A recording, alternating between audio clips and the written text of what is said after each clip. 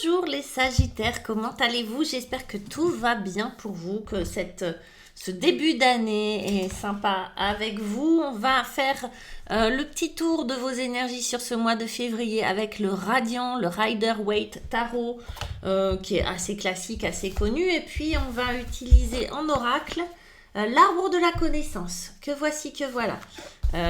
On se pose plein de questions existentielles avec cet oracle. Vous allez voir, c'est super intéressant. On y va. Je vais faire ce tirage. À la fin, oui, de ce tirage, je vais vous proposer une extension, une lecture plus approfondie pour ceux et celles qui veulent aller plus loin. C'est évidemment pas une obligation. Et ce tirage-là, on le fera avec le tarot des éléments, qui est là, qui est très joli, et puis les 22 arcanes majeures du tarot de Marseille. Je m'y retrouve, j'ai un bazar, je vous montre pas mon bureau. Cette extension, vous la retrouvez en cliquant sur Gumroad Sagittaire-février. Petite somme, voilà, petit prix. Pour ceux et celles qui veulent une guidance avec moi, vous avez tous mes coordonnées en dessous de la vidéo. Mon site internet, voilà, qui est succinct, mais voilà, qui vous permet de me contacter, mon email, les réseaux sociaux, et puis Wengo, sur lequel je suis 1 ou 2 fois par semaine. Disponible sans rendez-vous, les amis. Allez, on y va. Dans la position de ce que vous souhaitez, mes petits Sagittaires, qu'est-ce que vous souhaitez? Comment vous commencez ce... Waouh, vous voulez la lune. Ok, arcane majeur. D'accord. Cette lune, c'est une énergie qu'on va décrypter tout à l'heure, mais c'est une énergie très très intéressante, en tout cas quand elle est dans le bon sens. Elle est pleine de créativité. Votre défi, c'est ce 6 d'épée. Ok, on va aller voir. La solution, le conseil, waouh, c'est un magnifique 2 de coupe. Peut-être que la solution vient d'ailleurs, vient d'un autre ou d'une autre. Et puis, vous avez ce 6 de pentacle pour venir conclure ce mois de février. Ok. On regarde avec l'arbre de la connaissance. L'arbre de la connaissance avec cette lune. Donc, on voit que la lune, c'est un arcane majeur et qui vient vraiment poser la couleur, poser le ton. Ok, on a l'intention.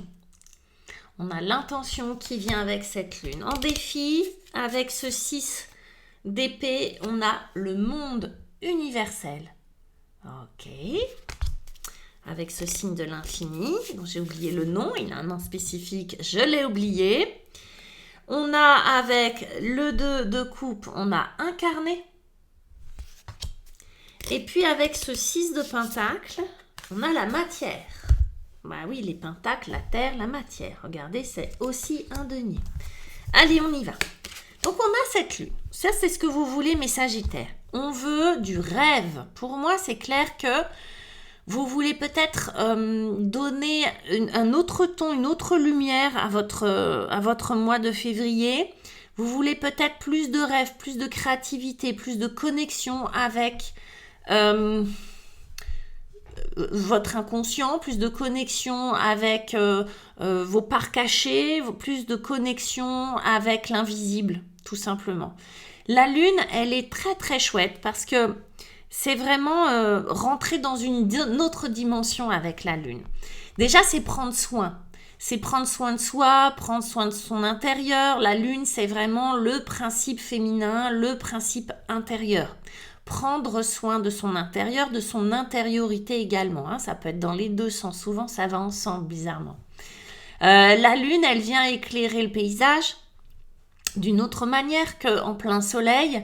Il y a une écrevisse qui est comme attirée par sa lumière. Cette écrevisse qui est cachée dans l'eau d'habitude, elle va nous parler évidemment des émotions.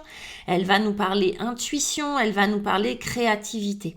Comme si vous aviez envie de sentir, de percevoir, de goûter le monde d'une autre façon. Comme si vous aviez cette aptitude, cette capacité ou cette envie de regarder le monde avec un autre œil.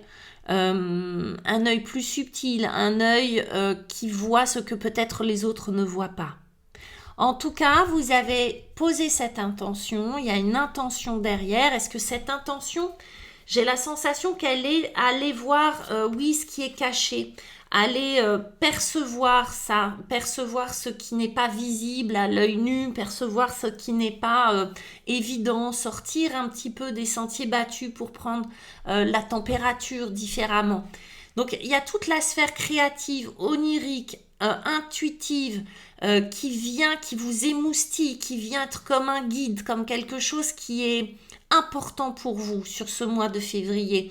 Et on a une intention. Et regardez ce symbole, il est clair quand même, c'est une flèche. Ça pose une direction en fait. D'accord? La lune, elle vient orienter, ou bien vous vous orientez vers la lune, mais je pense que la lune vient orienter ce que vous voyez, ce que vous ressentez, ce que vous dites, comment peut-être même les autres vont vous percevoir. C'est beau. Donc il y a peut-être une recherche à un niveau inconscient, il y a peut-être quelque chose d'introspectif sur vous, sur ce mois de février, il y a peut-être un intérêt particulier aux arts divinatoires, pourquoi pas, au développement personnel, à prendre soin, mais ça peut nous parler du ventre aussi, hein, de la créativité, de la cuisine, pourquoi pas, hein, ça peut aller jusque-là.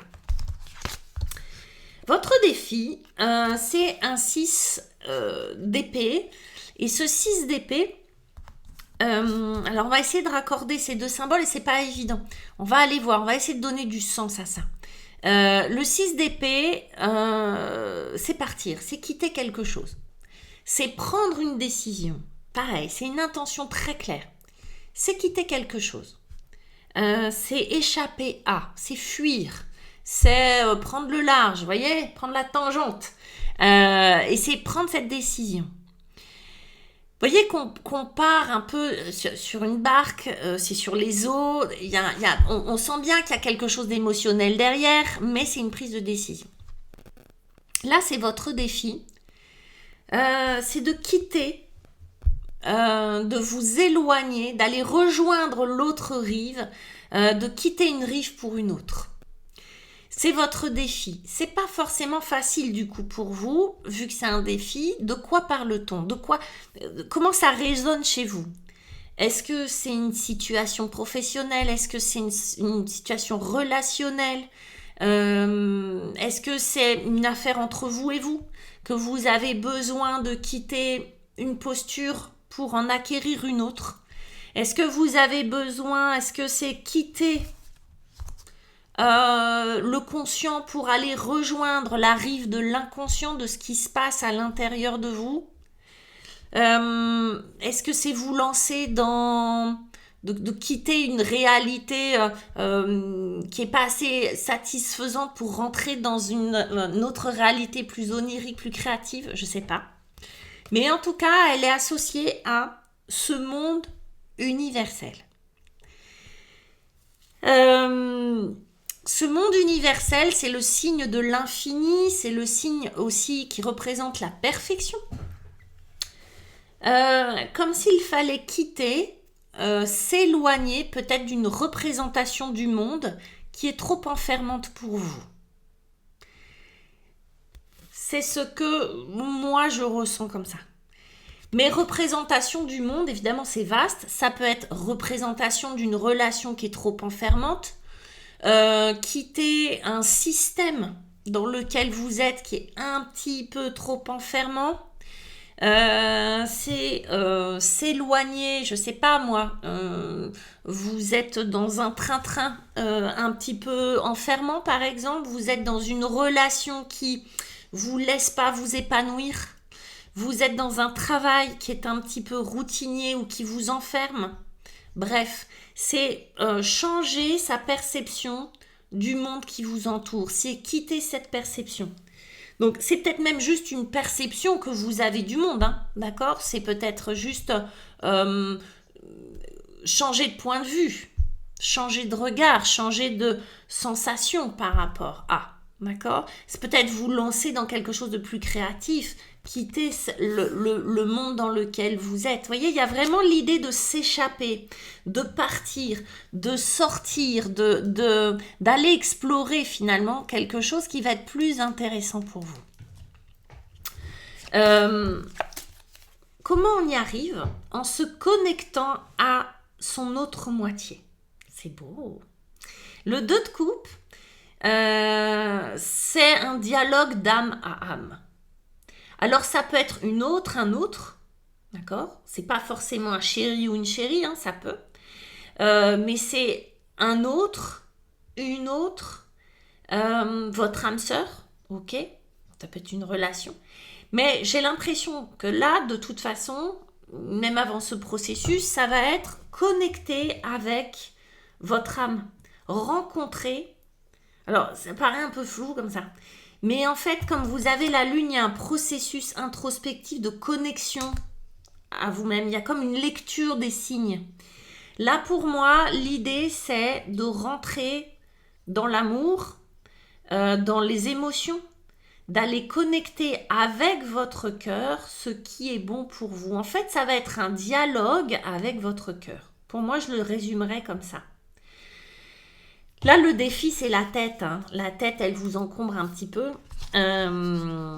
Peut-être qu'elle vous entrave, peut-être qu'elle vous empêche. Là, on vous dit dialogue avec le cœur. Pardon, j'essaye de... La lumière n'est pas top là. Dialogue avec le cœur, dialogue avec ce qui vous anime, ce qui vous plaît, allez à la recherche de ce qui est vraiment important pour vous. Donc oui, quand je dis votre âme, ça peut être votre ange gardien, ça peut être votre guide qui vous guide, etc. Parce que c'est assez drôle, vous avez besoin de cette rencontre avec votre âme pour pouvoir vous incarner tel que... Comment on va dire ça? Il y a le verbe incarner, tel que vous le désirez. Je sens pour vous, je ne sais pas si c'est clair, mais je sens que pour vous, les Sagittaires, il y a un changement de paradigme. Il y a un changement de perception. Il y a un changement d'incarnation. Se vivre autrement, vivre sa réalité autrement. S'enraciner autrement, s'ancrer différemment. Ou peut-être tout simplement s'ancrer. Mais ça passe par le cœur.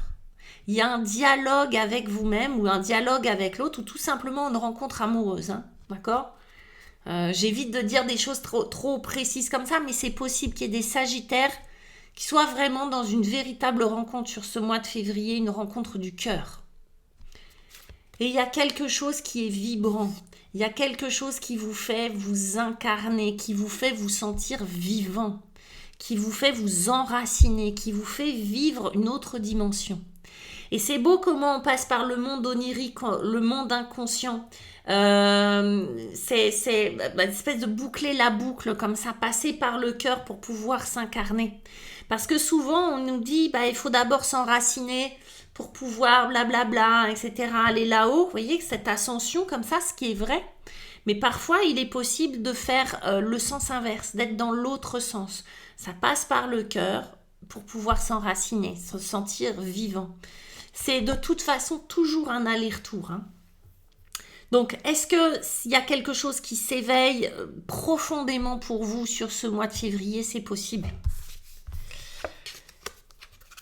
Cet éveil, et je vous disais, hein, on passe par l'imagination, on passe par l'inconscient, on passe par l'intuition, on passe par ce monde invisible, clairement. Hein, on quitte la matière pour partir dans un monde invisible, pour rejoindre le cœur, pour revenir à la matière. Vous voyez? Et finalement, je pense qu'on fait vraiment que des spirales dans la vie. On boucle des boucles, on fait des spirales, vous le prenez comme vous voulez. Mais il y a l'idée, ça part d'une intuition, d'une intention. Vous voyez, c'est très invisible, c'est pas matérialisable ce truc-là. Ça part de quelque chose d'invisible à la base. Ça vient toucher le cœur, c'est toujours dans une sphère invisible, mais le cœur, c'est aussi le corps. D'accord? À travers les émotions, on vibre le corps. C'est le corps qui nous dit qu'on a des émotions. Hein. C'est à travers le corps que ça se matérialise. Et le corps, c'est de la matière. S'enraciner. Ça va vous apporter un superbe 6 de denier qui est l'échange, la réciprocité. Comme si vous alliez rentrer dans une dimension, peut-être qui était une quête pour vous, qui est l'abondance, mais surtout la réciprocité dans la matière. Je donne, je reçois. Parce que c'est pas une évidence ce truc-là. de donner et recevoir. Vous voyez, ça pourrait paraître, souvent on se trompe, souvent on se casse la figure avec ce truc-là. On dit, bah si je donne, je vais recevoir en échange. Ben non. Parce que des fois, ça mérite un processus, ça mérite d'être aligné, d'être juste avec soi-même. Là, c'est de la réciprocité. Je sème, je récolte. Je donne de l'argent, je récolte de la matière. Je donne du temps, je récolte de l'argent, etc., etc. Il y a une vraie réciprocité à la fois avec vous-même, d'accord? Un vrai flux qui s'alimente, c'est-à-dire que il y a un vrai intérêt à être en relation avec soi. Et puis, il y a un vrai intérêt à être en relation avec l'autre. Ça peut être, quand je vous dis, vis-à-vis de votre âme sœur, vis-à-vis de votre âme tout court. Une véritable réciprocité. Si vous êtes dans un dialogue avec votre guide, votre ange gardien, il y a une véritable réciprocité qui s'exprime dans la matière. Et puis je vous ai dit, voilà, la matière c'est redondant, c'est-à-dire que on a un vrai denier là, en plein milieu, un centre, ça s'incarne dans la matière, l'incarnation, la matière. Mais ça part d'un vœu, ça part d'une intention, c'est pas, voilà, on arrive à la matière, c'est le point d'arrivée, d'accord? C'est la ligne d'arrivée, c'est manifester dans la matière ce que vous rêvez, ce que vous souhaitez, votre intention. D'accord? On n'oublie pas, on a cette intention. Cette intention qui nous amène à dépasser l'enfermement, le monde connu, le monde universel, mais qui est un défi, d'accord? Son monde connu pour s'incarner dans la matière. Réciprocité, c'est très très beau, les Sagittaires. Donc, ça peut être de la créativité exprimée dans la matière, ça peut être évidemment ça peut être plein de choses, ça peut être une relation exprimée dans la matière, ça peut être qui se concrétise, ça peut être un travail qui se concrétise dans la matière, etc., etc., etc. Qu'est-ce qu'on nous propose? Alors, évidemment, vous pouvez vous arrêter là, liker, vous abonner, voilà, me faire un coucou. Faire vos commentaires, mais regardez avant ce que vous propose quand même cette extension qui, je le rappelle, est accessible juste en bas de la vidéo avec le tarot des éléments. Alors, dans la position de ce que vous voulez, l'intention, on a le pape arcane majeur là aussi qui vous accompagne avec la croyance. On va aller voir ce que ça signifie parce qu'évidemment, vous le voyez, ça n'est pas un tarot comme les autres. Le défi, c'est le 9 d'air. C'est encore des épées, c'est encore l'air, c'est encore la tête. Pas que la tête soit un ennemi, mais là, le mental, c'est